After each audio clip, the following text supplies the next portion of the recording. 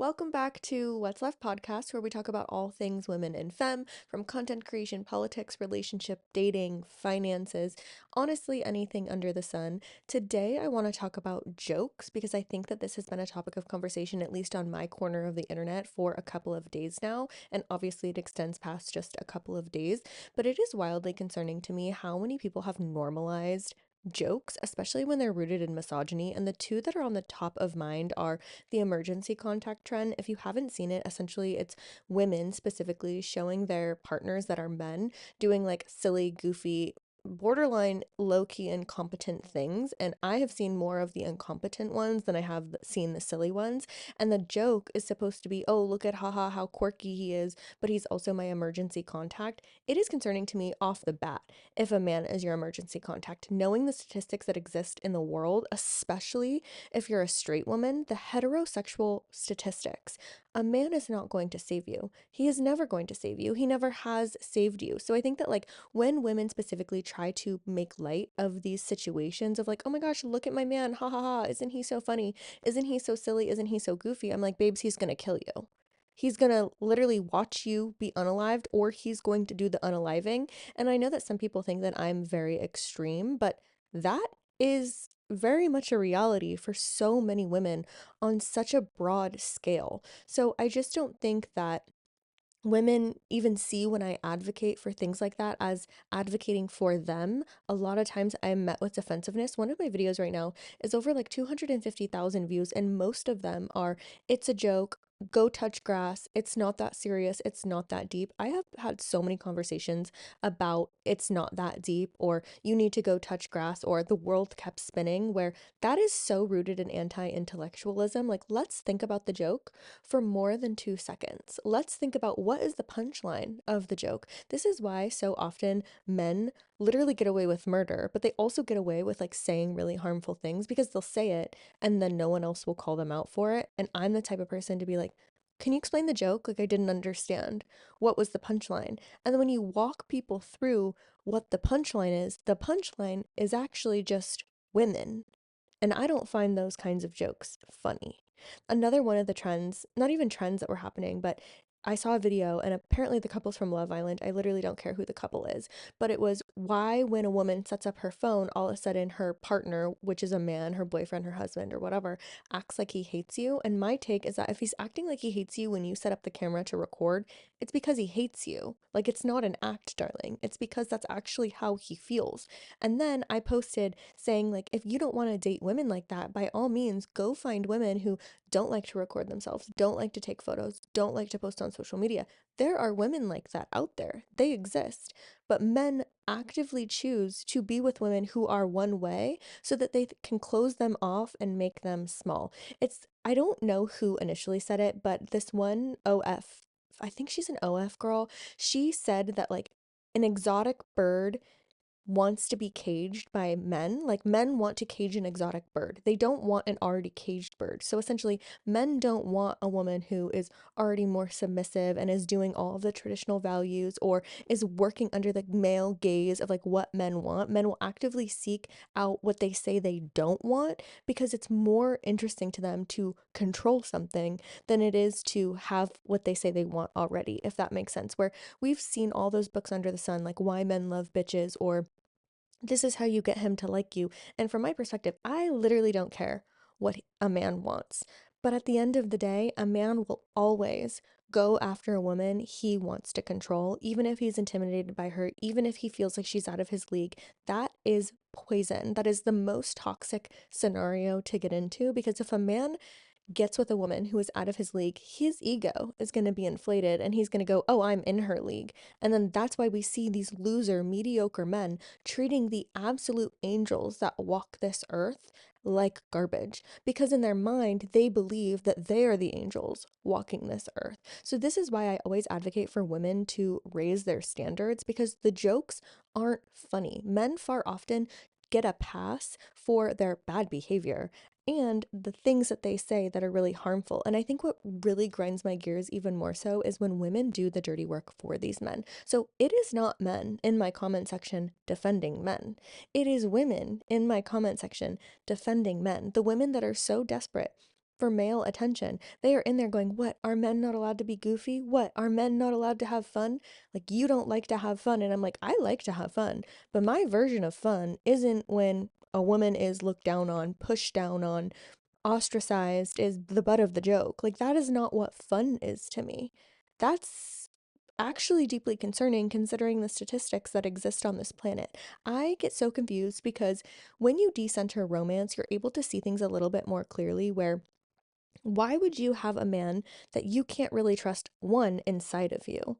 Two, having your children, and three, put in the power position of your life. So if you put your boyfriend or your husband as your power of attorney and he doesn't even really know what you're allergic to, how your period and menstrual cycle works, what you're allergic to, the clothes that make you feel itchy, these men don't know anything about women, let alone their own children, and yet they're put in these power positions, and that's why women are oftentimes really neglected. And that's why, like, it just I need to calm down. I need to calm down. Everything is okay. But it just really grinds my gears that men are given so much power and so much authority in women's lives.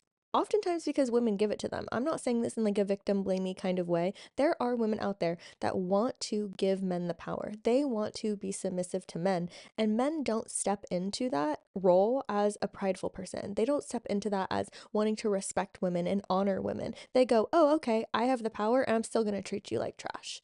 And so then they get on the internet, these women get on the internet and they make jokes about themselves, and we're all supposed to just laugh along.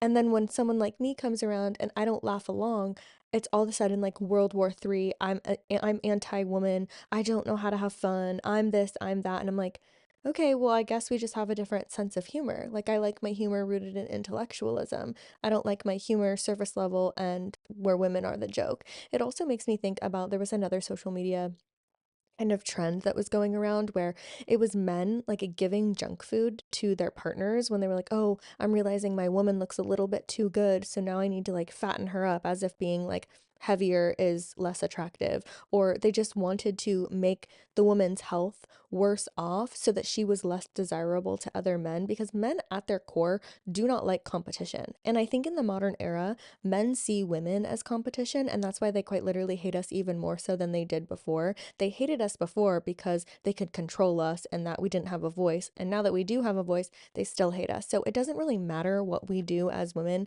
Men are constantly going to hate us, which is why I always advocate for women who are in relationships with men, like, at least know the risks. As long as you know the risks of what you are getting yourself into, then there's nothing more that I can do. I can't change your mind. I can't control you. I can't have you see things the way that I see things. But if you know the risks for you, then of course make an empowered choice and see if that's something that you want to put yourself in. But I think specifically back to the scenario of the one, why do men hate us when we put our camera up, or why do they act like they hate us?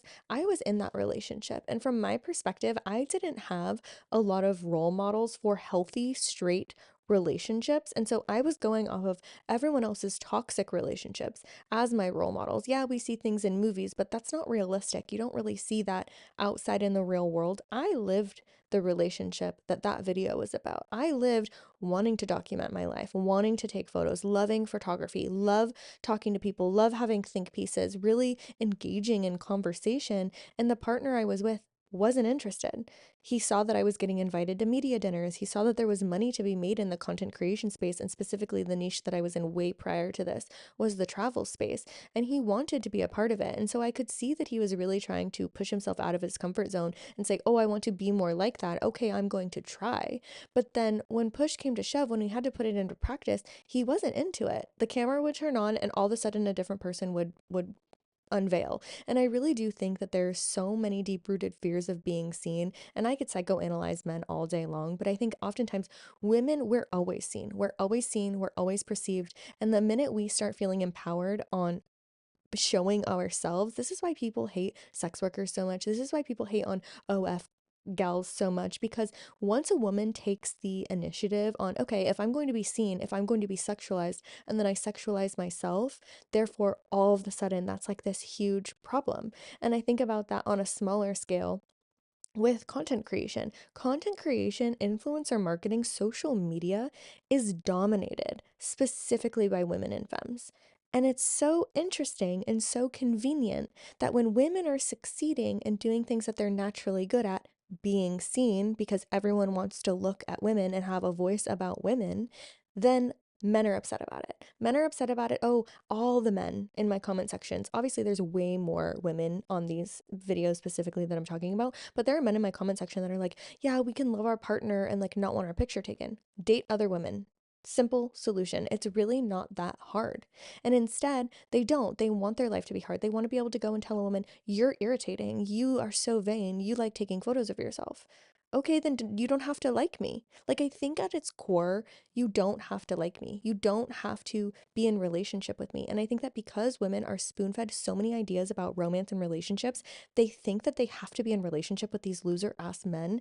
And we don't. We literally don't. We can raise our standards. And yes, you might not be in a relationship. You might have less romance in your life. But at the end of the day, how much romance do you have in your life now?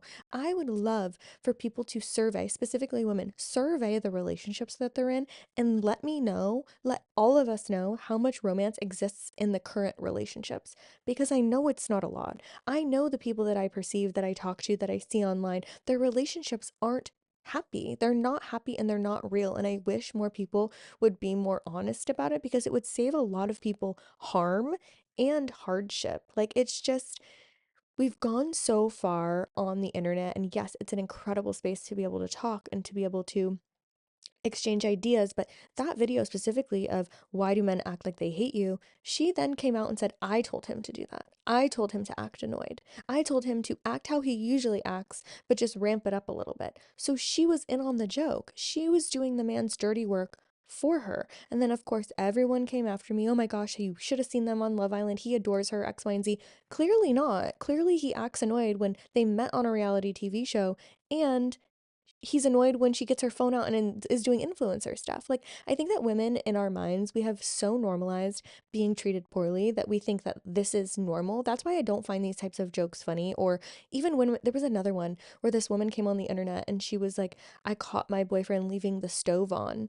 And I think she wanted sympathy. Like, I think that she wanted people to be like, oh my gosh, like, so scary. Or I don't know what women are seeking when they go and expose their partner's incompetence, bad behavior, like rudeness, being unconcerned with their well-being. Like, I think they go on the internet because they want, like, I don't even know. They want to be validated in that, oh, everyone else's relationship is like that too. Oh, you're not alone, girl. Me too. My husband sucks. My boyfriend sucks. And I've talked about this before where women want to shit on men so badly. Like, women are so ready, whether they're straight, whether they're queer, whatever. Women are so excited because under the patriarchy, there's a lot of things that we can say. There's a lot of criticisms that can be made of men. And so I think that when you speak about men specifically, women are really eager to jump on the train. But then when you kind of turn the mirror around a little bit and you go, okay, if you feel this way, your behavior also doesn't reflect the concerns that you're making.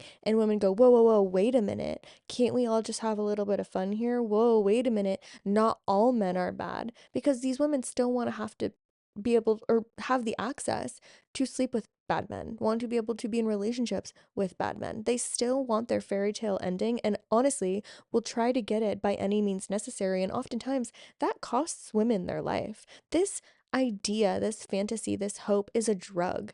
It's a drug for so many women. So I will never get on board with jokes that are to put women down or that are just to make women think that their standards should be lower because in the specifics of the relationship dynamic one, you don't have to settle for men like that.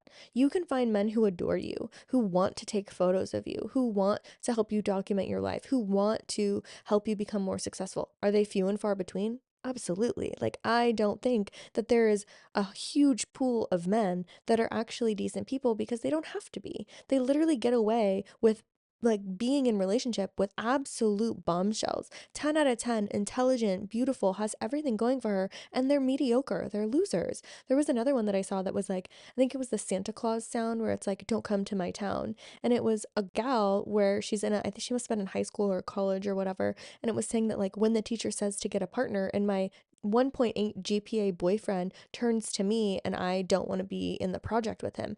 You do not have to date uneducated people. You do not have to date people who do not put effort forward. You do not have to date unambitious men. And I think oftentimes in women's minds, the go to is, okay, then I'm going to have to be alone.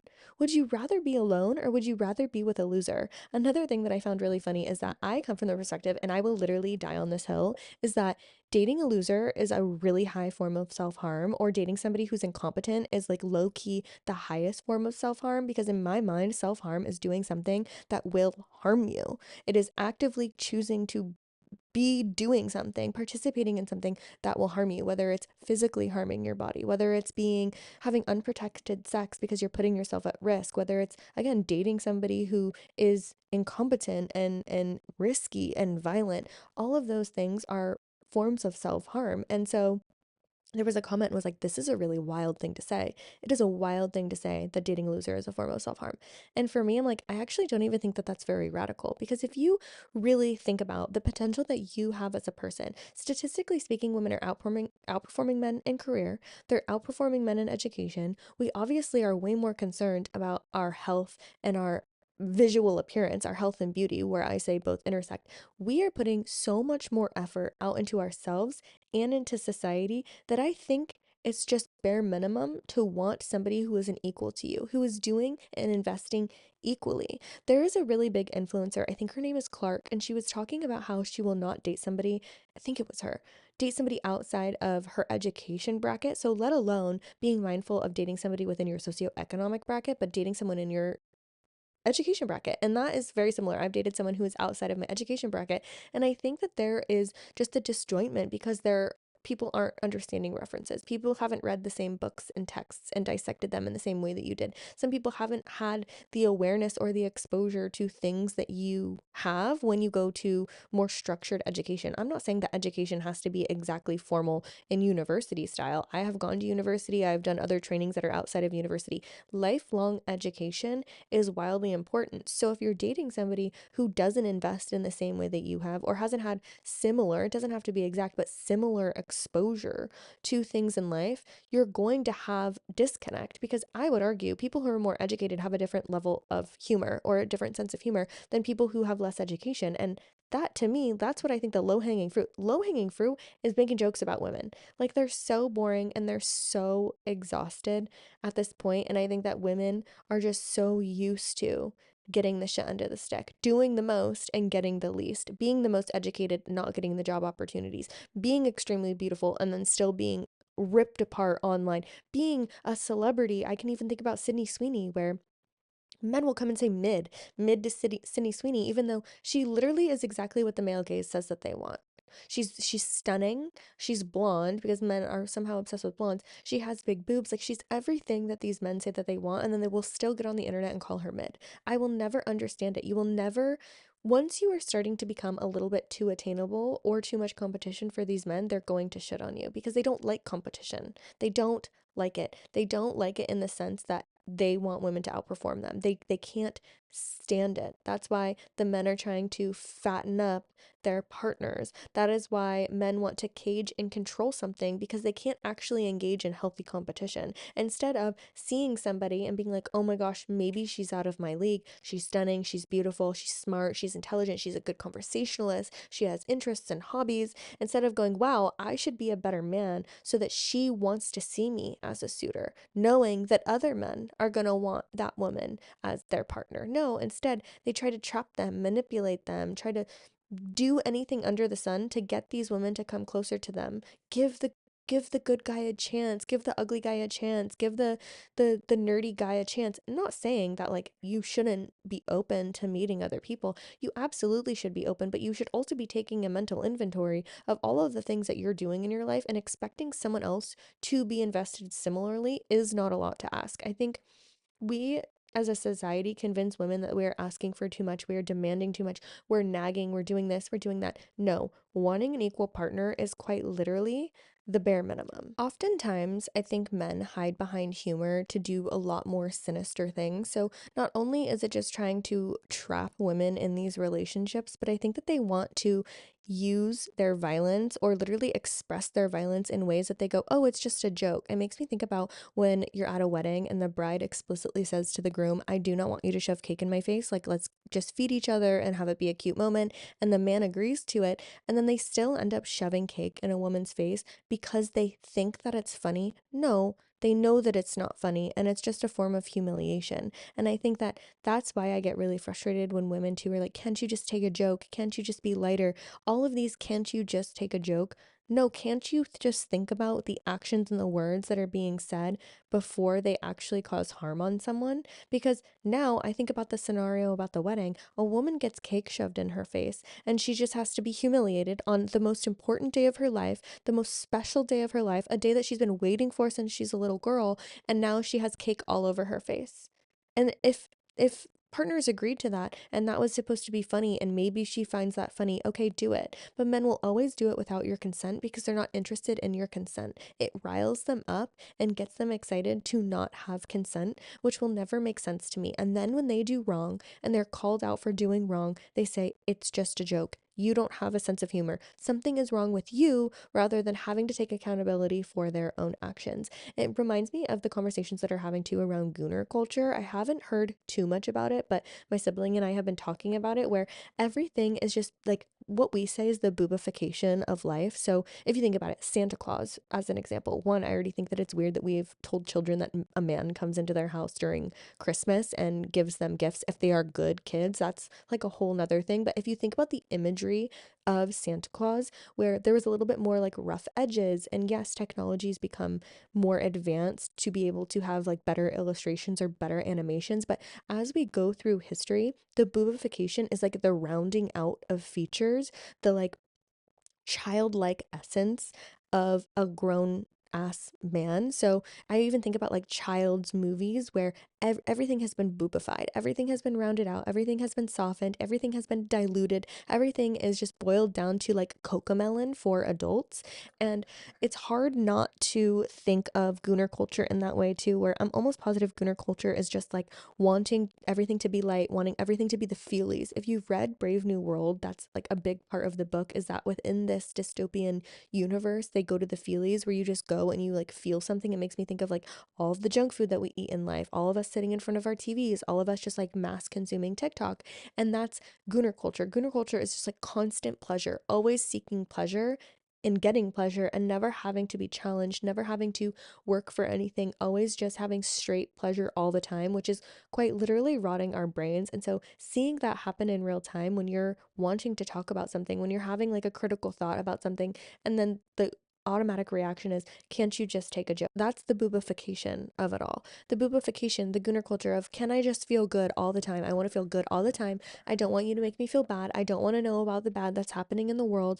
And I think that that's what's so frustrating about all of this talk of where we are politically is there are so many things happening all at once and they want to exhaust us. That's literally the entire plan of the administration as a whole right now. But then the extreme is the polarization is you go online and people just are constantly seeking a drug tap of pleasure, of feel good, of feelies, of boobification. As I said, that men use jokes as a way to hide behind their poor behavior, I really do believe that jokes are a soft launch to disrespect. Like, this allows you to open the door for being more disrespectful in relationships. Jokes are how disrespect starts, and I think when we overlook red flags too often and too quickly, our rose-colored glasses blind us from being able to see things that will then manifest into bigger issues in the long run, because again, that hope and that drug of maybe this will be my fairy tale ending, maybe this will be exactly what I've been dreaming of and have been taught to want and to desire. So when we let too many jokes slide when we are the butt of them, we will always end up paying the cost in the long run. This is why I tread very lightly when it comes to humor and try to have a little bit more of a contextual mindset when jokes are being had. Again, maybe I'm just a cynic, maybe I'm just negative, maybe I'm just somebody who's looking to cause an issue, but I think that when you read books and you see the connection, when you are engaging with film and speaking with people, you start realizing, wait a minute, these are just very low-hanging fruit jokes and not actually all that funny when things could be way more funny than women. So I hope to see you next time, and if you don't, please follow me on Instagram and TikTok where I talk about all things women and femme. Love you.